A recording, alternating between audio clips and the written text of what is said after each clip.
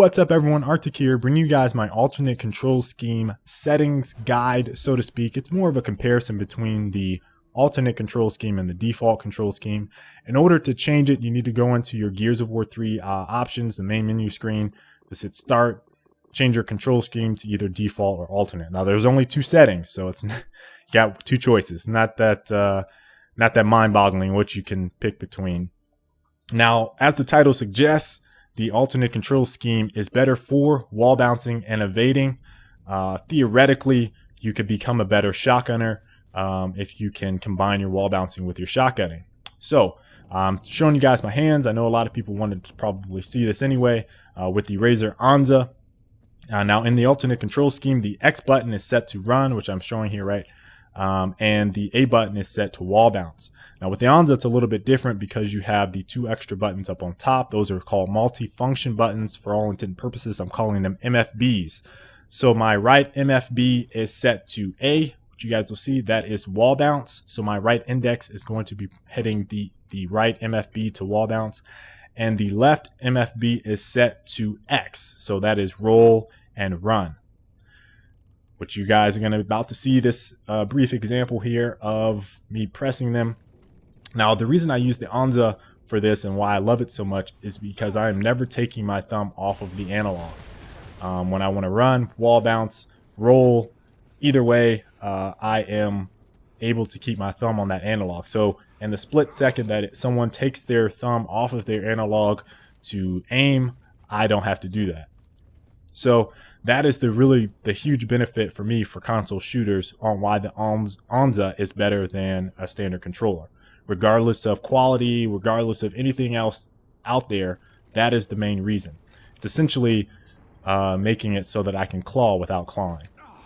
Now, the big issue with alternate control scheme is actually the double input that you have to do in order to take cover and then come off of cover and run. That's the biggest thing that is probably the hardest hurdle for people to get over when switching to the alternate control scheme. Now, the reason that people use it is because in certain situations when you're in a 1v1, you guys see I'm rolling up against that wall purposely. But in certain situations, sometimes in Gears of War 3, regardless of the reason, sometimes you end up rolling when you want to wall bounce. And if you're playing a high caliber player, what that means is usually an automatic death. So in order to just negate that entirely, you can switch to the alternate control scheme so that you never roll when you want to wall bounce, effectively making you a better shotgun player. So you're not getting those mistakes. It could or could not be mistakes. A lot of people blame it on the game. When you're at a distance where you want to wall bounce and you end up rolling. Now the con, the big one, this is what irritates me about the alternate control scheme, is that you guys see I'm mantling and then running off and then running. That's a dual sequence. You have to hit in order to take cover and then come off of cover. That's AA. So you have to wall bounce, and then mantle is also set to A, and then you hit X in order to finish that sequence because it won't keep running once you come off of the cover. So what I feel like should have been implemented into this is it should have been X to come off of cover, essentially mantling, and then X again to continue running, or just X to come off, hold X, and then you continue running. That's how it is on default. The only thing I feel like that, well, that's probably the only thing I feel like that would have made this the perfect setting. I probably plan on sticking with the alternate control scheme. A lot of people asked me if I was going to keep it or, you know, stay away from it or go back to default, whatever. I'm going to keep alternate control scheme.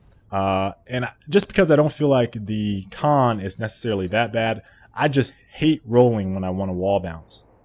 So here are some in-game examples, play by play. So that was a wall bounce to run. You guys see, I just turned around, nothing there. Then I took cover, came off, and then ran. That was a double sequence there. So that was an AA, then X. So those are two separate buttons. It's just some strafing, then wall bounce. That was another double sequence of presses. That was a wall bounce cancel to a turnaround. Then I'm back in cover. And then I'm going to come off. So here's another sequence that's running. So I'm holding the left MFB Mantle, which is A. Wall bounce cancel, again, that's A. Here's another sequence. Wall bounce come off, that's 2. Dual sequence right there. Button presses. That's a wall bounce cancel. I'm in cover. Come back in cover, so that's A to cover, to come off A, and then right back at it. So this is all rolling and running right here. This is some evasion, just faking this guy out. So that was all X. And then when I took cover, that was A. Then it's just strafing and shooting. Last sequence here, guys. This is a brief one. Again, this is just dodging. I misdirection on that guy. Just strafing and shooting. Then I clean up for the triple. And then we go into a wall bounce cancel, I believe. Yep, wall bounce cancel, shot. It's over with. That guy's done. So I hope you guys understand the benefits of it. Well, I was able to explain it thoroughly enough. You guys can check out the Running Rank series and my new Infinity Blade series. If you guys have any questions, leave them down in the comment section, and I will catch you guys later. Peace.